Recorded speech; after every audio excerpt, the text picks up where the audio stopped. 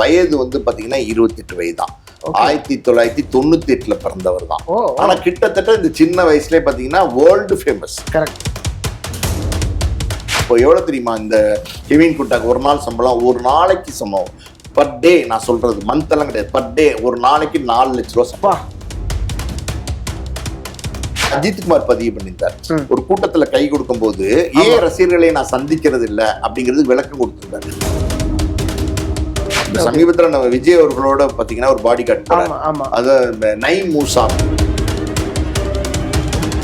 சினிகார்னர் நேயர்களுக்கு வணக்கம், welcome to the show cinema சர்ச்சைகள். இன்னைக்கு நம்மளுடைய நிகழ்ச்சியில யார் இருக்கா அப்படின்னா ப்ரொடியூசர் ஆஸ்கார் பாலாஜி பிரபு சார் தான் இருக்காங்க. வணக்கம் சார். வணக்கம் சார். ராம் சரணுடைய பவுன்சர் என்னன்னா, இப்போ நம்ம பவுன்சர்ஸ்லாம் பார்த்துருப்போம், நிறைய பவுன்சர்ஸோட பேக் ஸ்டோரியும் கேட்டிருப்போம். ஒரு சில ஹீரோஸ் வருவாங்க, வேணுக்குன்னே கையை காட்டுவாங்க, அதெல்லாம் நம்ம கேட்டிருப்போம். பட் இவரு மேல இருக்கக்கூடிய கிரேஸு, அது இவருக்காக செலவிடல்னு ஒன்று இருக்குல்ல, இந்த பவுன்சர் ஏன் இந்த அளவுக்கு ஒரு ஸ்பெஷல்? எவ்வளோ காசு எதுக்காக? இந்த கேள்வி மக்கள் மத்தியில இருக்கு. உங்களோட பார்வை என்ன சார்? முதல்ல இந்த நீங்க சொல்ற பவுன்சர் கெவின் குண்டா, அவர் பாத்தீங்கன்னா ஆப்பிரிக்கன் கண்ட்ரியை சேர்ந்தவர், காம்பியா நாட்டை சேர்ந்தவர். ஆக்சுவலி அவர் ஒரு எம்எம்ஏ ஃபைட்டர். எம்எம்ஏ ஃபைட்டர்னா உங்களுக்கு தெரியும், பயங்கரமா பாடியை பில்டப் பண்ணி வைக்கணும். அது அவங்களுக்கு நெசசிட்டி, தொழிலுக்கு தேவை. ஒரு அடி அடிச்சாலும் பாத்தீங்கன்னா அது நரம்பெல்லாம் உடஞ்சி எலும்பெல்லாம் தெரிச்சு போற அளவுக்கு பயங்கரமான ஒரு பவர்ஃபுல் ஃபுல் பாடி பேக்டா வச்சிருப்பாங்க. மஸ்குலர் பாடியோட இருப்பாங்க. நிறைய ஃபைட்ஸ் நம்ம பார்த்துருப்போம், WWE ஃபைட்ஸ் எல்லாம் பார்த்துருப்போம்.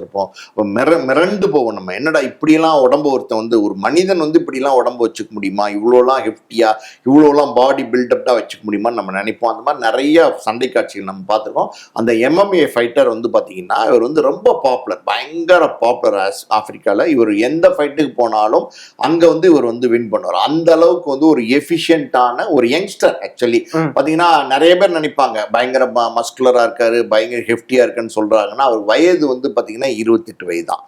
1998 பிறந்தவர் தான். ஆனா கிட்டத்தட்ட இந்த சின்ன வயசுலயே பாத்தீங்கன்னா வேர்ல்டு ஃபேமஸ். அது எம்எம்ஏ ஃபைட்ல வேர்ல்டு ஃபேமஸ். அங்க நீங்க கெவின் குண்டா அப்படின்னு நீங்க கூகுள்ல சர்ச் பண்ணீங்கன்னா அவருடைய ஃபைட்ஸ் எல்லாம் பாத்தீங்கன்னா, அப்பா இப்ப நிறைய பேர் சர்ச் பண்றாங்க. பர்டிகுலரா அந்த ராம் சரணுடைய பாடி கார்டா வந்ததுக்கு அப்புறம் யார் இந்த கெவின் குண்டான்னு நம்மளுடைய இந்தியர்கள் பல பேர் தமிழ்நாட்டுல, ஆந்திரால பல பேர் சர்ச் பண்ணி பாக்குறாங்க. ஆச்சரியப்படுற அளவுக்கு அவருடைய ஃபைட் எல்லாம் பாக்குறது இருக்கு. அவருடைய ஷார்ட்ஸ், ரீல்ஸ் எல்லாம் நிறைய யூடியூப்ல எல்லாம் இருக்கு. ஸோ அவர் எப்படின்னா அவருடைய எக்ஸசைஸ் அது ரொம்ப முக்கியம். அது ரொம்ப ஃபிட்னஸ்ல ரொம்ப கான்சென்ட்ரேட் பண்ணக்கூடிய ஒருத்தரா இருக்காரு. காலையில கிட்டத்தட்ட பார்த்தீங்கன்னா 4 மணிக்கு ஆரம்பிச்சாருன்னா 8 மணி வரைக்கும், 4 மணி வரைக்கும் பார்த்தீங்கன்னா நான் ஸ்டாப் ஒர்க் அவுட் பண்ணுவாராம். சைக்கிளிங்ல இருந்து, ட்ரெட்மில்ல இருந்து பலவிதமான எக்ஸசைஸ். அவர் பண்ற எக்ஸசைஸ்லாம் நம்மளால பண்ணவே முடியாதுங்கிறாங்க. அவ்வளோ ஹெவி வெயிட் லிஃப்டிங் எல்லாமே பண்ணுவாராம். அதே மாதிரி ஃபுட்டு டயட் சொல்லுவாங்கல்ல, உடம்பு ஸ்லிம்மா தான் இருக்கும். நீங்க பாத்தீங்கன்னா ஆள் எஃப்டியா இருப்பாரு, உடம்பு குண்டாலா இருக்க மாட்டார், சதையெல்லாம் பிதிங்கெல்லாம் இருக்காது, ரொம்ப கட்டு மஸ்தானமா இருப்பாரு. ஒரு பயங்கரமான ஒரு மஸ்குலர் பாடியோட இருந்தா எப்படி இருக்குமோ அப்படி இருப்பாரு. அவரோட ஃபுட்டெல்லாம் கேள்விப்படுற தகவல்லாம் பார்த்தா ஆச்சரியமா இருக்கு. ஒரு 50 முட்டைக்கு மேல அவிச்ச முட்டை டெய்லி சாப்பிடுவாங்க. 50 முட்டை புரோட்டீன் எப்பவுமே இவங்க எடுத்துப்பாங்க. இந்த மாதிரி உடம்ப பில்டப் பண்றவங்க, நீங்க இந்த ஆணர்கள் போட்டிக்கு இதுக்கெல்லாம் போறாங்கல்ல, வெயிட் லிஃப்டிங்லாம் போறாங்கல்ல, அவங்க ஜென்ரலாவே பாத்தீங்கன்னா புரோட்டீன் ஜாஸ்தியா எடுத்துப்பாங்க. எக்ல நல்ல புரோட்டீன் இருக்கு. அதே மாதிரி மாமிசம் 4-5 கிலோ பாத்தீங்கன்னா மாட்டுக்கறி, ஆட்டுக்கறி, கோழிக்கறி எல்லாமே டெய்லி சாப்பிடுவார் போல. அந்த ஒரு ஃபிட்னஸ், அந்த ஒரு ஃபுட் டயட்டிங்கு இதெல்லாம் அவர் ஒரு பெரிய குரூம்டு பர்சனாலிட்டியா காமிக்குது.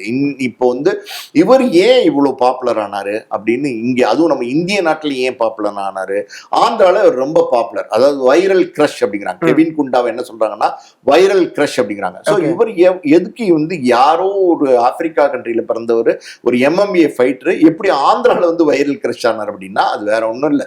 ராம் சரண் அவர் தெலுங்கு சினிமா இண்டஸ்ட்ரியில ஒரு நம்பர் 1 ஸ்டார், சிரஞ்சீவியோட பையன், ஒரு பாப்புலரான ஒரு ஸ்டார். அவருடைய பாடி கார்டா இவர் அப்பாயின்ட் பண்ணிருக்காங்க. கரெக்ட் தான். அவருக்கு எப்படின்னா அவருடைய சிங்கிள் பாடி கார்டு நிறைய பேர் இருக்காங்க, ஆனா அவரை முழுக்க கேட்டேக் பண்ணிக்க ஒருத்தர் தேவைன்னு அவர் நினைச்சிருக்காரு. அதுக்கே இவரு என்ன காரணம்? அதுதான் அந்த ஒரு பாயிண்ட்ல தான் நீங்க கேட்கிற கேள்வி என்ன அப்படின்னா, அவரே விளக்கம் கொடுத்திருக்காரு. ராம் சரணே விளக்கம் கொடுத்திருக்காரு. என்னன்னா, ஒரு தடவை பாத்தீங்கன்னா ஏதோ ஒரு கூட்ட நெரிசல்ல போய் கை கொடுத்து பப்ளிக்ல, அதாவது ரசிகர்கள்ட்ட கை கொடுக்கும் போது இந்த இந்த இடம்லாம் பாத்தீங்கன்னா சில நேரங்கள்ல ரசிகர்கள் வச்சிருக்கிற நகங்கள் இருக்கு பாத்தீங்களா, அது யதார்த்தமா கையில படும்.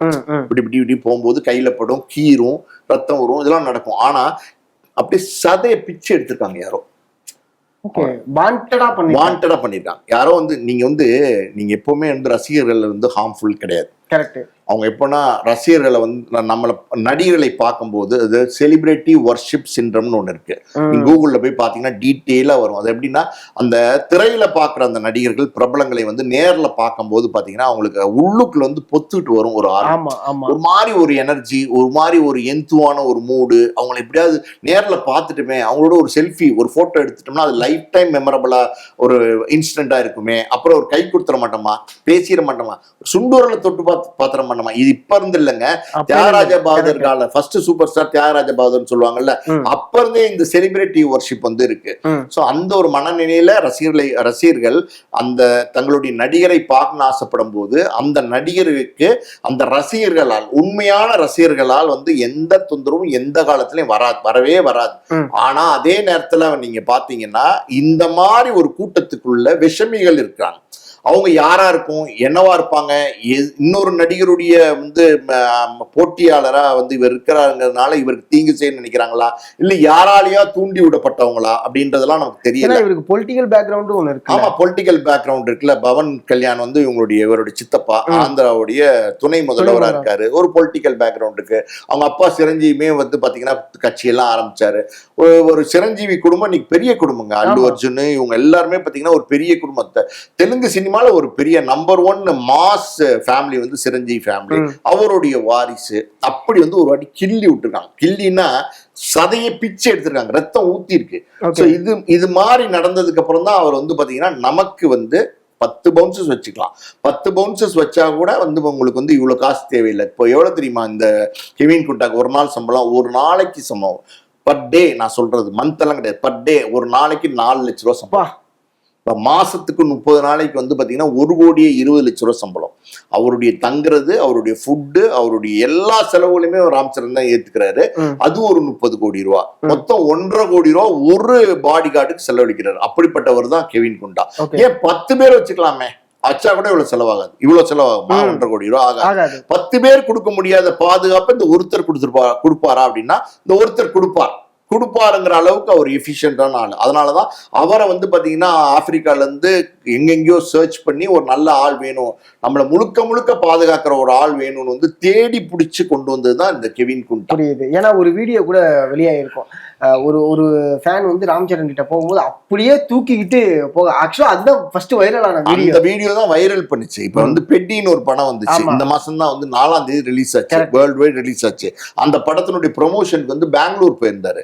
பெங்களூர் போயிருக்கும் போது பாத்தீங்கன்னா அவர் ராம்சரண் முதல் வரிசையில உட்கார்ந்து இருக்காரு. இவர் பக்கத்துல நிக்கிறாரு. இவர் எப்படி ஆக்சஸ் பண்ணுவார்னா 360 டிகிரிஸ்ல யாராவது வராங்களா, யாராவது ராம்சரண் நெருங்கிடுவாங்களா, தொற்றுவாங்களா, யார் மூலமாவது இவருக்கு ஆபத்தாயிருமா அப்படின்னு பார்த்துட்டு இருப்பாரு. அவ்வளவு கான்சியஸா இருப்பாரு. அவரும் பொட்டன்ஷியலான ஆளு. அப்படி இருந்தும் பாத்தீங்கன்னா ஒருத்தன் உள்ள ஓடி வந்துட்டான். ஒரு ரசிகன் டபார்னு வந்தோன்னு பாத்தீங்கன்னா அவர் நெருங்குறதுக்குள்ளே பாத்தீங்கன்னா அப்படி ஒத்த கையில தூக்குனார். அதுதான் அங்க ரொம்ப முக்கியம். அன்னைக்கு அப்படி ஒத்த கையில தூக்கி இப்படி தோல் அப்படி போட்டு அப்படி நடந்து போக ஆரம்பிச்சாரு. அன்னைக்கு பாத்தீங்கன்னா அங்க பெரிய crowd, auditorium crowd, function start ஆகும் போது அப்ப அந்த கிரௌடே பார்த்து ஆச்சரியப்பட்டாங்க. மீடியா இருந்தாங்க. அன்னைக்கு டோட்டலா பாத்தீங்கன்னா எல்லாமே வீடியோல கேப்சர் ஆயிட்டு இருந்தது. யூடியூப் சேனல்ஸ், அது பிரபல மெயின் ஸ்ட்ரீம் சேனல்லாம் இருந்தாங்க. இது எல்லாமே இந்த கெவின் குண்டாவோட இந்த ஆளை தூக்கி போட்டு அப்படி நடந்து கேஷுவலா போறாரு. ஒரு அலுப்புல, ஒரு சலுப்புல, ஒரு இவ்வளவு பெரிய அவரே ஒரு 85 கிலோ இருப்பார் போல அந்த தூக்கின அந்த ரசிகரே. அவரை தூக்கிட்டு போன இவருக்கு ஒரு சின்ன ஒரு சொனங்கள் கூட கிடையாது. கேஷுவலா தூக்கி போடுவாங்களா, அப்படி தூக்கி தோல்ல துண்டு தூக்கி போடுவாங்கல்ல, அந்த மாதிரி தூக்கி போட்டு நடந்து போயிருக்காரு. ஜானி கபூர் இருக்காங்கல்ல, அவங்கதான் ஹீரோயின். அவங்க பக்கத்துல இருந்தவங்க அப்படி நெஞ்சில கைய வச்சு அப்படி ஒரு ஷாக் ரியாக்ஷன். அது எல்லாம் போட்டோன்னே, டிவில எல்லாம் போட்டோன்னே பயங்கர வைரல் ஆயிட்டாரு. அவரு ஆந்திரால பாத்தீங்கன்னா வைரல் கிரஷ் கெவின் குண்டா. இவர் ராம்சரண் எங்கெங்கயோ போறாரோ, அவர் பாப்புலர் நடிகர் தானே, அவ்வளவு இடத்துலயும் பயங்கர ஃபேன் பேஸ், பயங்கரமான கூட்டம் வருது இல்ல. இப்ப அதை விட டபுள் மடங்கு கூட்டம் கெவின் குண்டாக்கு வர ஆரம்பிச்சிச்சு. கெவின் பாய் தூரத்துல இருந்து கத்த ஆரம்பிச்சிட்டாங்க. இவரோட செல்ஃபி எடுத்துக்கிறது.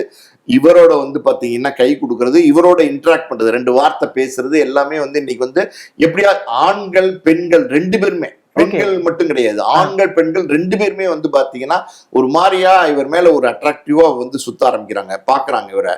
அதுக்கேத்த மாதிரி பாத்தீங்கன்னா இவரு 7 அடி பாடி, பயங்கரமான பாடி பில்டட் பர்சனாலிட்டி. அவர் ட்ரெஸ்ஸிங் ஸ்டைல பத்தி, காஸ்டியூம் இருக்கு பாத்தீங்களா, ஒரு மாதிரி கோட்டு சூட்டு, சின்ன ஒரு பிரீஃப் கேஸ் கையில, அந்த கார்ல இருந்து அவர் இறங்குற ஸ்டைலு, கூலிங் கிளாஸ் போட்டிருக்க ஸ்டைலு, அதை கலட்டுற ஸ்டைலு, அவர் வந்து ஷூஸ் எல்லாம் வச்சு அப்படி நடந்து போற ஸ்டைல்லாம் இருக்கு பாத்தீங்களா, ரொம்ப ரொம்ப ரொம்ப பயங்கர எலிகண்டா இருக்கு. நமக்கே பார்க்கும்போது இவ்வளவு பர்சனாலிட்டியா ஒரு ஆள் பாத்தீங்கன்னா ஆப்பிரிக்கன், நம்ம ரசிக்கிற மாதிரி ஒரு பர்சனாலிட்டி, அதை எல்லாருமே ரசிக்க ஆரம்பிச்சிட்டாங்க. அப்படிப்பட்ட ஒரு பர்சனாலிட்டியை வந்து இந்த கெவின் குண்டா இருக்காரு.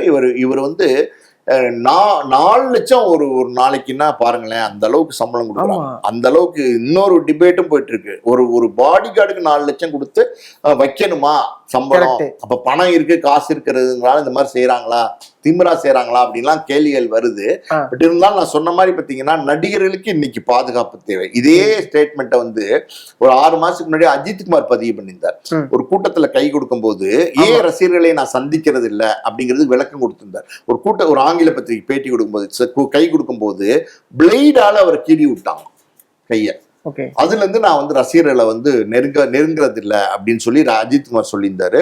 ஸோ இது இன்னைக்கு எல்லா நடிகர்களுக்குமே இருக்கு. இன்னைக்கு விஜய் அவர்கள் சிஎம் இருக்காரு, அவர்லாம் பாத்தீங்கன்னா எங்கேயுமே போக முடியல. சிஎம் ஆனதுக்கு அப்புறம் ஃபுல் செக்யூர்டு. இப்ப இதுக்கு முன்னாடி இந்த பிரச்சார காலகட்டத்தில் பாத்தீங்களா, தர்பூசி பணத்தை தூக்கி போடுறது, கூல் ட்ரிங்க்ஸை தூக்கி போடுறது, கூலிங் கிளாஸை தூக்கி போடுறது, எல்லாமே அவர் வந்து ஒரு நிம்மதியாவே இருக்கோட்டல பாருங்க. அந்த அளவுக்கு பாத்தீங்கன்னா இது எல்லாமே அவுட் ஆஃப் லவ் தான். டோட்டலி இதனுடைய பாயிண்ட் எங்க அப்படின்னா லவ் அண்ட் அஃபெக்ஷன் தான் அந்த நடிகர் மேல. ஆனா அது அளவு கடந்து போகுது. சில நேரங்கள்ல ரசிகர்களாலே அளவு கடந்து போகுது. ஒண்ணும் இல்ல, ஒரு தர்பூசணி பழத்தை தூக்கி போடுறாங்களே, அது வந்து தலையில கல்லையில விழுந்துருச்சுன்னா அது அடி பெரிய ஒரு வெயிட்டான ஒரு 10 கிலோ உள்ளது தானே அது. அதெல்லாம் யோசிக்க மாட்டேங்கிறாங்க. இது ஒரு பக்கம். இப்படி வெறித்தனமான ரசிகர்கள் ஒரு பக்கம். ஆபத்து இல்லை இவங்களால, ஆனா அவங்களுக்கே தெரியாது தான் பண்றது ஆபத்துன்னு. இதுக்கு நடுவுல விஷமிகள் ஒரு பக்கம். சோ இந்த கூட்டம் அப்படின்னும் போது இன்னைக்கு செலிபிரிட்டிஸ் போய் தான் ஆக வேண்டியிருக்கு. போகும்போது இந்த மாதிரி பிரச்சனைகள் வருது. கருப்பு படம் ஆடியோ ரிலீஸ் ஹைதராபாத்ல நடக்கும்போது பாத்தீங்கன்னா ஒருத்தர் வந்து பாத்தீங்கன்னா அது மேடையில சூர்யா கார்த்தியில நின்று பேசுறாங்க, அந்த குரூ நின்று பேசிட்டு இருக்காங்க. பின்னாடி எங்க இருந்து வந்தாருன்னே தெரியல. யூடியூப்ல இருக்க அந்த வீடியோஸ், ஒரு சின்ன பையன் மேபி ஒரு 22, 23 இருக்கும், அப்படி வரான். வந்து சூர்யா காலை பிடிச்சிட்டான். சூர்யாவும் எதிர்பார்க்கல. அந்த காலை பிடிச்சவன் யாருன்னு யாருக்கு தெரியும்? ஆமா, அவன் ரசிகன் தான். அது பார்த்துட்டாரு, சூர்யா புரிஞ்சுக்கிட்டாரு, ஏதோ ஒரு வெறித்தனமான ரசிகனோன்னு அவர் தூக்கி விட்டு ஒரு செல்ஃபி எடுத்து அவன் அனுப்பிச்சு விட்டாரு. ஆனா அது ரசிகன் தானான்னு எப்படி தெரியுங்கிற எவ்வளவு பவுன்சஸ் சூர்யாவும் பாதுகாப்பெல்லாம் வச்சிருக்காரு. இந்த பாதுகாப்பு வளையங்களை தாண்டி இன்னைக்கு வந்து செலிபிரிட்டிஸை நெருங்குறவங்க அது ஆபத்தானவங்களா இல்ல ஆபத்து இல்லாதவங்களானே நம்மளால கண்டுபிடிக்கல முடியல. அப்படி இருக்கும்போது இந்த பாதுகாப்புலாம் தேவைன்னு நினைக்கிறாங்க. ஆனா இது வரைக்கும் இந்திய சினிமால இவ்வளவு காஸ்ட்லியான ஒரு பாடி கார்டு யாருமே வச்சுக்கல. ஷாருக் கான்ல இருந்து ஆமீர் கான்ல இருந்து பல செலிபிரிட்டிஸ் இருக்காங்க, பாலிவுட் செலிபிரிட்டிஸ், அவங்க எல்லாம் யாரும் கூட வச்சுக்கல. ஆனா இவர் வச்சிருக்காரு. இப்ப சமீபத்துல நம்ம விஜய் அவர்களோட பாத்தீங்கன்னா ஒரு பாடி கார்டு, அது நைம் மூசா அப்படின்னு சொல்லி அவருக்குமே ஒரு ஃபேன் பேஸ், அவருக்கு ஒரு பெரிய ஃபேன் பேஸ், அவருக்கு ஒரு ஃபேன் ஃபாலோவர்ஸ், இப்படி எல்லாம் வந்து இன்னைக்கு வந்துருச்சு. சோ இதெல்லாம் அடுத்த செலிபிரிட்டிஸோட பாடி கார்ட்ஸ் பத்தி நம்ம தொடர்ந்து பேச வேண்டியிருக்கும்னு நினைக்கிறேன். பல பேர் பல பாடி கார்ட்ஸ் வச்சுக்கிறதுக்கான வாய்ப்புகள் அடுத்தடுத்து இந்த மாதிரி கவர்ச்சியான ரொம்பவும் வந்து பாத்தீங்கன்னா அட்ராக்டிவான பாடி கார்ட்ஸ் வச்சுப்பாங்களோ, ஸ்டார் அந்தஸ்து உள்ள பாடி கார்ட்ஸ்ல ஸ்டார் அந்தஸ்து உள்ளவங்க இருக்கிறாங்க, அவங்கள வச்சுப்பாங்களோ. 1.5 கோடி ரூபாய் சம்பளம்ன்றது சாதாரண விஷயம் கிடையாதுங்க. ஒரு மாசத்துக்கு ஒரு middle class lifestyle lead பண்றவன் ஒரு 1.5 கோடி ரூபாய் வீடை வந்து லோனுக்கு வாங்கினான்னா 20 வருஷம் அந்த லோன் அடைக்கிறான். அப்படிப்பட்ட ஒரு அமௌண்ட் வந்து சாதாரணமா செலிப்ரேட் பண்றாங்க. ஆனா அவங்களுக்கு அது தேவைப்படுதுன்னு அவங்க நினைக்கிறாங்க. அது சரியா தப்பான்ற டிபேட்டுக்குள்ள நம்ம போக முடியாது.